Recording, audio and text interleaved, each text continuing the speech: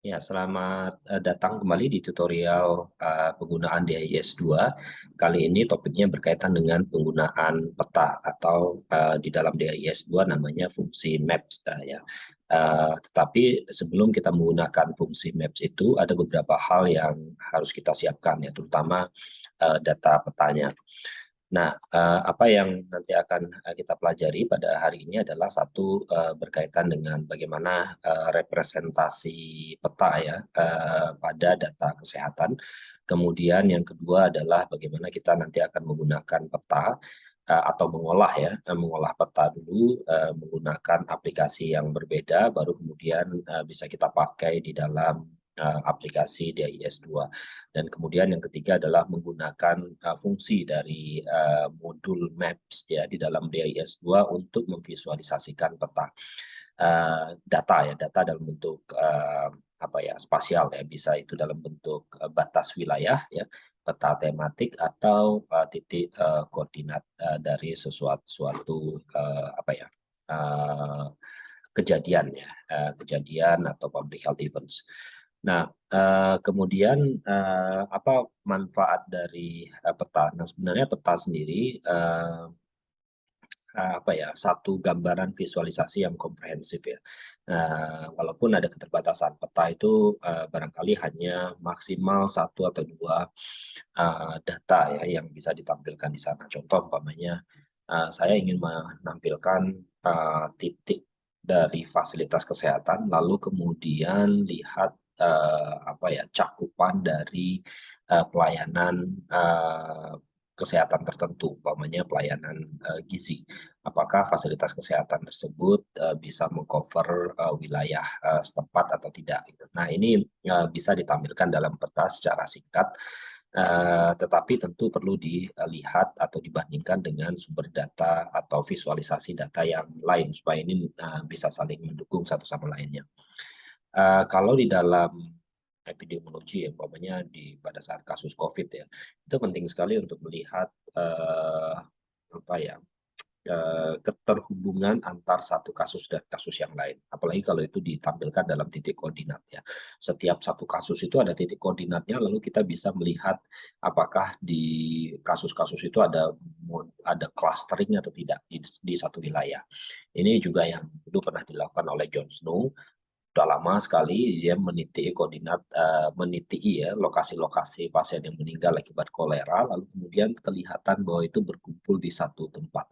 Kemudian dia mencurigai bahwa di situ yang penyebab utama dari sakit itu, waktu itu belum disebut kolera, sakit itu yang menyebabkan orang meninggal itu salah satunya adalah sumur yang tercemar. Nah, peta bisa menunjukkan itu dengan cara yang mudah ya, yang itu mungkin akan susah untuk ditampilkan dengan menggunakan visualisasi yang lain. Nah, tetapi di dalam peta kita harus paham bahwa peta itu konsepnya adalah layers. Layers itu lapisan-lapisan. Jadi kalau kita di sini ada berapa lapis nih? 1, 2, 3, 4, 5, 6. Ada 6 lapis. Kita melihatnya dari atas gitu ya. Sehingga yang paling bawah itu harusnya bisa kelihatan dari kalau kita lihat ya dari yang paling atas. Sehingga kita harus menata layersnya itu yang baseline, yang bawah itu yang mana, terus atasnya itu yang mana, atasnya lagi yang mana, atasnya lagi yang mana. Supaya nanti layer yang ingin kita tonjolkan itu kelihatan semua. Jangan sampai nanti kita ingin menunjukkan titik koordinat, tapi kita taruh titik koordinatnya itu di layer yang paling bawah, ketutup sama peta yang lain, ketutup sama gambar yang lain, sehingga tidak muncul titik koordinatnya itu. Nah, ini yang mungkin perlu kita pahami secara uh, secara benar ya, bagaimana menggunakan peta. Karena konsep-konsepnya itu adalah berbasis pada layer. Nah, layernya itu bisa macam-macam, bisa tadi base data, base maps ya. Base maps itu contoh umpamanya saya punya base maps dari Google atau base map dari OpenStreetMaps ya, yang itu menampilkan ada bisa saja ketinggian atau mungkin area yang hijau, area yang padat penduduk dan seterusnya, tergantung base map kita apa yang paling bawah.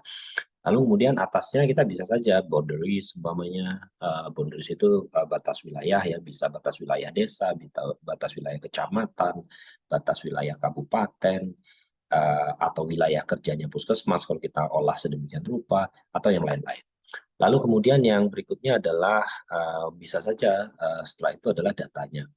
Datanya kita mau membuat datanya itu agregat dalam bentuk tematik atau kita dalam bentuk titik koordinat di satu fasilitas kesehatan, lalu datanya itu ada di situ. Ini tergantung bagaimana nanti kita akan menampilkan petanya. Tapi pada prinsipnya adalah bagaimana supaya data itu bisa diterjemahkan dengan baik ya oleh penggunanya. Karena kalau enggak ya percuma kita membuat peta bagus-bagus tapi itu enggak ada maknanya sama sekali bagi penggunanya ya nanti untuk apa peta itu? Untuk dia akan mendukung pengambilan keputusan apa dalam membuat peta itu. Nah, sebelum kita menggunakan Maps ya, namanya aplikasi Maps atau apps Maps ya di dalam DIS2, kita harus mengolah dulu datanya. Kita tahu bahwa DIS2 itu berbasis web, sehingga peta yang bisa ditampilkan itu adalah formatnya GML atau Geographic Markup Language. Padahal peta yang tersedia umumnya itu adalah shapefile atau SHP. Nah, ini kita perlu sedikit memproses, mengkonversi dari SHP menjadi format GML. Beberapa tools yang bisa dipakai antara lain, kalau saya paling menggunakan ya Quantum GIS. Ini free, Anda bisa download dan barangkali nanti akan saya tunjukkan bagaimana mengolah data di Quantum GIS. Kemudian sumber data petanya bisa dari manapun ya. Kalau di UGM itu ada Fakultas Geografi, dia punya banyak sekali peta, mau peta jalan, mau peta jaringan air, mau peta peta wilayah, bahkan ada beberapa di antaranya itu petanya itu sampai tingkat RT gitu. Jadi peta boundaries tapi singkat RT, jarang-jarang punya sampai tingkat RT kayak gitu. Kebanyakan memang peta kabupaten, lalu kemudian kecamatan, kelurahan, atau mungkin peta dukuh ya. Kemudian yang lain adalah bagaimana mengolah ada dua langkah sebenarnya untuk mengolah data. Yang pertama adalah merubah SHP menjadi GML atau Geographic Markup Language. Kemudian yang kedua adalah menambahkan unique ID pada peta GML. Ini pun juga menggunakan alat bantu. Kita bisa pakai Notepad++ untuk mengolah unique ID itu. Nah, mungkin yang pertama adalah mengolah data Quantum GIS. Nah, kalau kita lihat di sini nih, saya sudah memasukkan data peta SHP shapefile dengan Quantum GIS. Caranya gimana ya? Nanti lihat aja di tutorial ini ya, di video-video banyak. Terus kemudian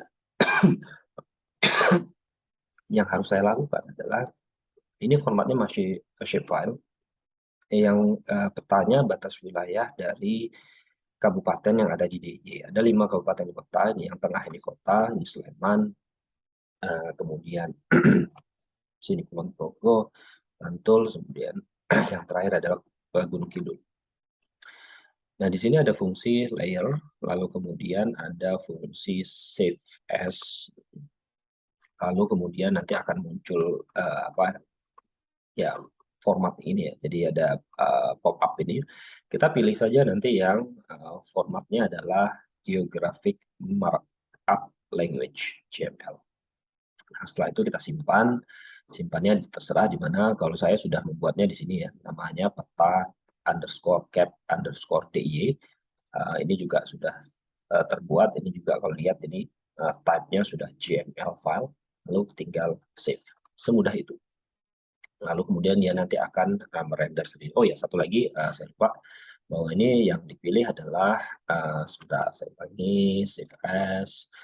Nah, ini yang diubah EPSG 4326 atau WGS 84 ya. Ini pilih saja pokoknya yang ada WGS 84. Ini kayak semacam apa ya? Standarnya zona yang wilayahnya Indonesia. dari koordinat mana, sehingga ini apa namanya, kalau diproyeksikan ke dalam peta geografis itu akan menjadi pas gitu ya. Nah, kemudian yang berikutnya adalah setelah kita simpan, kemudian kita olah dengan menggunakan apa ya, dari file tadi yang file yang peta kabupaten kota yang sudah saya simpan, saya sudah punya di sini ya. Ini peta Kap DIY, formatnya adalah GML. Saya buka menggunakan klik kanan dengan menggunakan Open with Notepad++ ya, yang sebelumnya saya sudah punya, saya sudah download. Lalu kemudian hasilnya kurang lebih seperti ini. Nah, kita lihat bahwa ini ada peta Kabupaten DIY ya. Salah satunya itu adalah Bantul ya. Ada satu tambahan OGR ini yang saya highlight, di mana UID ini OGR titik 2 UID ya. Teksnya harus begini ya, teksnya harus begini, terus kemudian di sini slash ya, OGR UID. Ini tagnya tidak boleh dirubah ya, harus seperti ini ya. Nah, tetapi yang dirubah adalah ini, ya, UID-nya ini. Nah, UID ini adalah mencerminkan bahwa ini kode unik dari Kabupaten Bantul. Nah, nanti ada di mana? Itu ada di aplikasi DIS2. Anda kemarin pernah membuat Kabupaten Bantul, membuat Kecamatan X, membuat Desa Y. Setiap kali kita membuat metadata, DIS2 akan mengenerate unique ID untuk setiap metadata yang kita buat. Nah, maka metadata itu kita ambil, kita copy di sini. Dan begitu juga untuk yang Gunung Kidul, lalu kemudian Kota Jogja, terus kemudian Kulon Progo, semuanya kita ganti. Kita tambahin satu tag ini ya di dalam apa namanya, Notepad Notepad plus ini. Lalu kemudian klik simpan. Nah, baru kemudian nanti Anda menggunakan modul import export dari DIS2. Yang Anda import adalah metadata. Apa metadatanya? Ya file yang ini tadi, file yang sudah kita siapkan untuk di import, file yang bentuknya GML. Nah, jika itu matching antara UID sama boundariesnya, itu nanti akan muncul petanya. Ya, saya tidak bisa tunjukkan karena saya belum sempat membuka aplikasi DIS2. Kita lanjutkan dulu bahwa setelah kita merubah ini, maka selanjutnya adalah setelah menambahkan peta, selanjutnya adalah mengolah data tersebut menjadi visualisasi yang ada di DIS2 Maps ya. Kita bisa membuat peta tematik seperti ini. Jadi membuat ya, ini ada batas provinsi ya. Lalu ada yang hijau, ada yang kuning, ada yang coklat. Ini menunjukkan informasi tertentu. Hijau itu artinya apa? Putih itu artinya apa? Terus kemudian kuning itu artinya apa? Lalu kemudian yang coklat ini artinya apa? Ini ada maknanya. Atau kita bisa saja menampilkan titik koordinat dari fasilitas kesehatan. Atau kemudian kalau kita setelah selesai, nanti kita mendownloadnya, lalu kemudian diletakkan di dalam aplikasi PowerPoint umpamanya. Nah, perlu diperhatikan bahwa karena konsep Maps tadi adalah berbasis pada layer atau lapisan-lapisan, kita harus tahu bahwa ini lapisan dasarnya, lapisan dasarnya bisa abu-abu seperti ini. Ya, kita bisa saja menggunakan Google Street sebagai lapisan dasarnya, atau OSM Lite gitu, atau Google Hybrids untuk lapisan dasarnya. Baru kemudian lapisan atasnya kita tambah layer. Layernya pun yang bisa saja bentuknya itu layernya apa ya, kayak titik koordinat atau boundaries yang sudah kita siapkan tadi, atau atau datanya gitu ya, datanya berdasarkan boundaries tadi. Nah, ini contoh-contoh saja bagaimana ini baseline-nya adalah OSM Lite ya, yang warna abu-abu ini baseline-nya.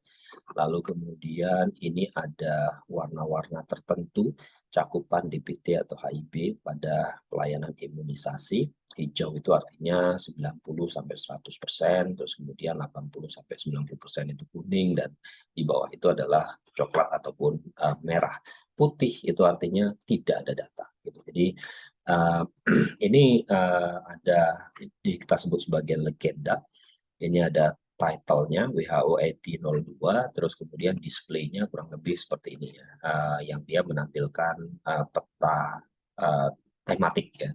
Tematik itu artinya tema. Tema itu ada datanya yang ditampilkan di dalam peta tersebut. Nah, pertanyaan pentingnya adalah bagaimana sih sebenarnya kalau kita ingin menampilkan peta itu apa sih yang ingin ditampilkan? Lalu mengapa kok ini penting untuk ditampilkan? Apakah ini menginterpretasikan sesuatu yang orang lain itu bisa melihatnya dengan baik dan interpretasinya tidak salah, artinya interpretasinya sama antara yang kita inginkan ya, yang kita harapkan dengan apa yang orang lain lihat. Dan tentunya ada beberapa pertimbangan-pertimbangan lain dalam rangka untuk menampilkan peta tersebut. Nah, saya kira demikian untuk pengantar terkait dengan peta. Silakan nanti dilanjutkan untuk kegiatan tutorial.